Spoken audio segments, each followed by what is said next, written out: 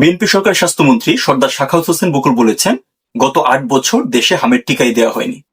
এমন নির্জলা মিথ্যা বলা কেবলমাত্র বিএনপির কোন নেতার পক্ষেই সম্ভব, কেননা জন্মলগ্ন থেকে এই দলটা রাজনীতির টিকেই আছে মিথ্যা ও ইতিহাস বিকৃতির ওপর।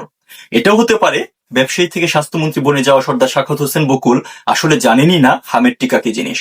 আসুন ওয়ার্ল্ড হেলথ অর্গানাইজেশন ও ইউনিসেফের অফিসিয়াল ডাটা থেকে সত্যটা জেনে নিই।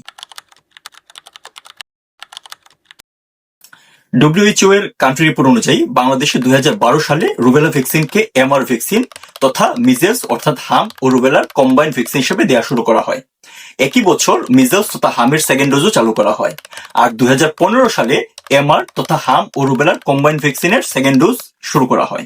WHO ও ইউনিসেফের কান্ট্রি প্রোফাইল অনুযায়ী বাংলাদেশে MCV1 তথা হামের প্রথম ডোজ কাভারেজ 2015 সাল থেকে 2023 সাল পর্যন্ত ধারাবাহিকভাবে 97% ছিল। MCV2 তথা হামের দ্বিতীয় ডোজের কাভারেজ 2015 সালে 90%, 2016 সালে 92% আর 2017 থেকে 2023 সাল পর্যন্ত ছিল 93%। আবার RCV1 অর্থাৎ রুবেলা কন্টেন্ট ভ্যাকসিনের কাভারেজ 2015 থেকে 2023 সাল পর্যন্ত ছিল 97%। একটা দেশে যদি 8 বছর এমআর ও এমসিভি টিকা না দেওয়া হয়, তাহলে WHO এর বার্ষিক কাভারেজ টেবিলে 90 থেকে 97% কাভারেজ দেখানোর প্রশ্নই আসে না। শুধুমাত্র নিয়মিত টিকাদান কর্মসূচি নয়, এর বাইরেও 2 দফা বিশেষ টিকাদান ক্যাম্পেইন চালানো হয়েছে বাংলাদেশে।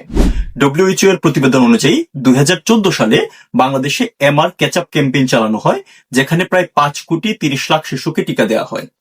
আবার 2018 সালে ড্রপ আউট আর মিসড চিলড্রেনদের প্রায় 50,000 জনকে দেওয়া হয় এমআর ভ্যাকসিন। রোগ প্রতিরোধ ক্ষমতা বাড়াতে বাংলাদেশের টিকাদান কর্মসূচির এই অভাবনীয় সাফল্যের জন্য 2019 সালের 23 সেপ্টেম্বর জাতিসংঘ সদর দফতরে global alliance for vaccine and immunisation তৎকালীন প্রধানমন্ত্রী জননেত্রী শেখ হাসিনাকে ভ্যাকসিন হিরো সম্মাননায় ভূষিত করে। টিকাদান কর্মসূচিতে বাংলাদেশ ছিল পুরো পৃথিবীর জন্যই রোল মডেল। বাংলাদেশের স্বাস্থ্য খাতকে পরিকল্পিতভাবে ধ্বংস করেছে অবৈধ ইউনূস সরকার। ভ্যাকসিন স্বল্পতায় বন্ধ হয়ে গিয়েছে নিয়মিত টিকাদান কর্মসূচি। সরকারি হাসপাতালগুলো ভুগছে তীব্র ওষুধ সংকটে। আর বিএনপি জামাত যেহেতু ক্ষমতার লোভে ইউনূসের সকল অপকর্মকে প্রশ্রয় দিয়েছে, তাই সেই ব্যর্থতা ঢাকতে আওয়ামী লীগের উপর দোষ চাপানোর নির্লজ্জ চেষ্টা করছে। গত কয়েকদিনে হাম ও নিউমোনিয়া আক্রান্ত হয়ে 66 জন নিষ্পাপ শিশু মৃত্যুবরণ করেছে। নিরীহ শিশুদের মৃত্যু নিয়ে মিথ্যাচারের এই জবাব দেশবাসী একদিন কড়াই গন্ডায় বুঝিয়ে দিবে।